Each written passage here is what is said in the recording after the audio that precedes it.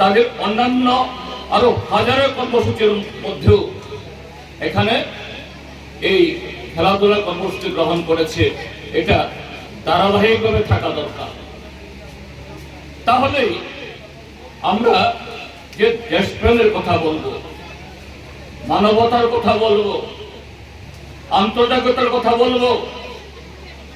এই যে গাজাতে প্রতি সেকেন্ডে একটা নিরীহ শিশু মারা যাচ্ছে,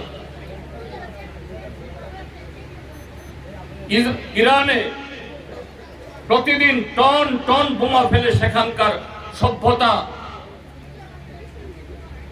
পৃথিবীর অন্যতম প্রাচীনতম সভ্যতা হলো ইরানিরা। এই পৃথিবীকে তারা বহু কিছু দিয়েছে, সেই সভ্যতাকে ধ্বংস করার জন্য গোটা সাম্রাজ্যবাদ তারা উঠে পড়ে লেগেছে। দুর্ভাগ্য, সেই সময়তে আমাদের দেশ, আমাদের দেশের সরকার, অতীতে আরো বহু প্রধানমন্ত্রী ছিলেন, বহু সরকার ছিল, বরাবরই ইরানের সাথে আমাদের হাজার হাজার বছরের সম্পর্ক, বন্ধুত্ব। কিন্তু সেই দেশের সর্বোচ্চ নেতা খামেনি এবং তার পরিবার সহ বোমা ফেলে ধ্বংস করে দিল আমাদের দেশের সরকার। 7 দিন বোবা হয়ে রইলেন, একটা কথা বলতে পারলেন না।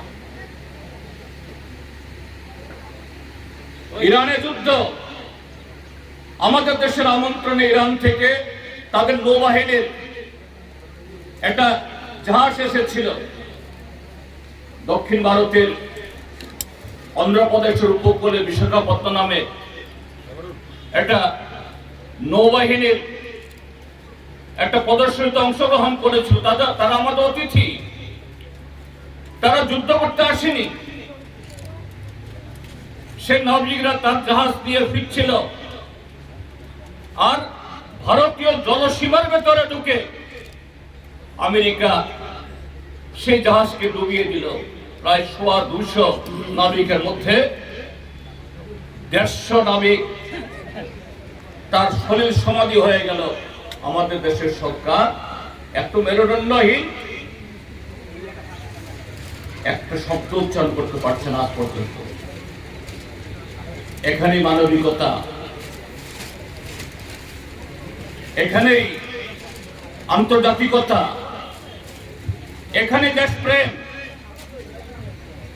কেন আমাদের দেশের সরকার আজকে এরকম একটা অমানবিক, অন্যায়, এরকম একটা যুদ্ধ হচ্ছে, অন্যায় হচ্ছে, কেন কথা বলছে না?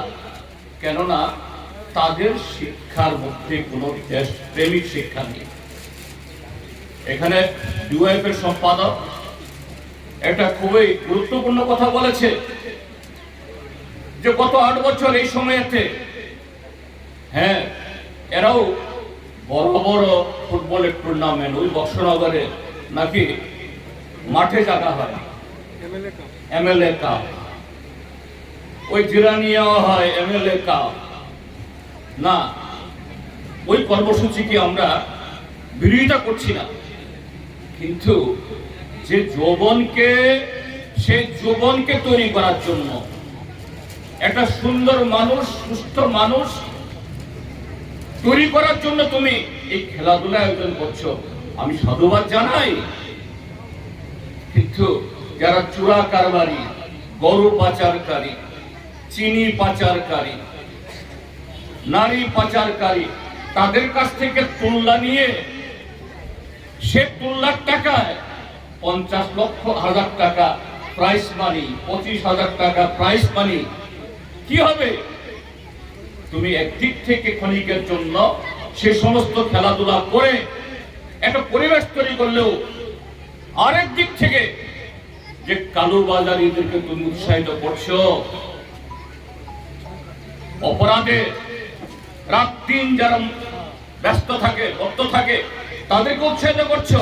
সেই কালোবাজারিরা পরদিনেই বা সেই সন্ধ্যাতেই তোমার সেই খেলোয়াড়দেরকে ড্রাগ, নেশা এবং যাবতীয় অসামাজিক কাজে লিপ্ত করে সমাজকে তুমি যতটুকু টেনে নিয়ে এসছো, সে কর্মসূচির মধ্য দিয়ে তার আরো 100 হাত পেছনে ঠেলে দেবে। এটা সুস্থ কর্মসূচি না। এইভাবে প্রজন্ম বাঁচবে না, প্রজন্ম ধ্বংস হবে। আজ এই ইউআইএফআই-কে আমি আন্তরিক ধন্যবাদ জানাবো